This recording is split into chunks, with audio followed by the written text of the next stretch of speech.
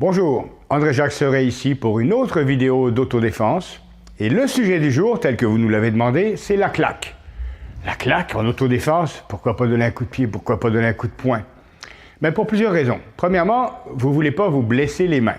On vous expliquera tout à l'heure pourquoi. Deuxièmement, la claque est quand même un mouvement réflexe, surtout chez les femmes. Pourquoi? Parce que la claque, c'est un mouvement qui est issu des émotions.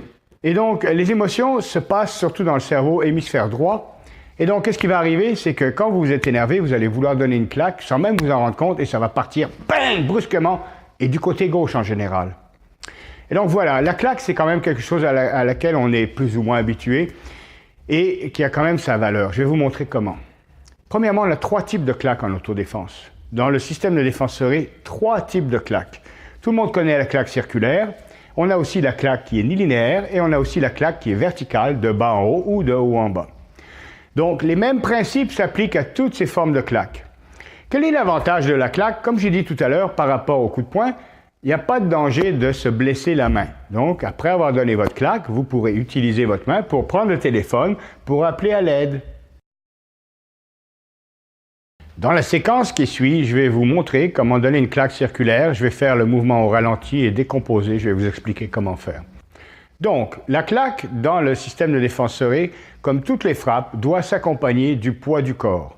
Et donc, le premier mouvement qu'on va faire au moment d'amorcer la claque, c'est de bouger justement la jambe pour transférer le poids du corps vers l'extérieur et s'apprêter à descendre son centre de gravité de façon à pouvoir appliquer toute la force nécessaire derrière la main. Donc, ce mouvement de jambe va entraîner une rotation de la hanche. Et donc, vous allez profiter de cette rotation de la hanche pour lever le bras. Et donc, le corps va continuer à tourner. Et à cause de la rotation de la hanche, le bras, tel un fouet, va amorcer un mouvement circulaire vers l'avant. Et vous allez continuer ce mouvement circulaire avec un petit mouvement du poignet qui va pouvoir amplifier la frappe. Et donc, vous allez, au moment de l'impact, repousser la paume un peu plus loin avec un mouvement de fouet du poignet. Et donc, ce mouvement qui s'appelle la claque circulaire emploie les rotations et le poids du corps, ainsi que les 2 autres types de claques, soit la claque linéaire ainsi que la claque verticale. Donc, pour ce qui est de la claque linéaire, on applique les mêmes principes. Descendre le poids du corps avec l'aide de la jambe qui se déplace, mais cette fois, il faut armer le coude vers l'arrière, le long des côtes. Donc, le bras va toucher les côtes, on arme le coude vers l'arrière de façon à pouvoir propulser la main vers l'avant et donc les doigts en premier. Et au moment de l'impact, encore une fois, le petit mouvement du poignet, un petit mouvement circulaire, un petit mouvement de fouet qui va venir faire que la paume va venir s'écraser sur la surface et les doigts vont rester vers le haut.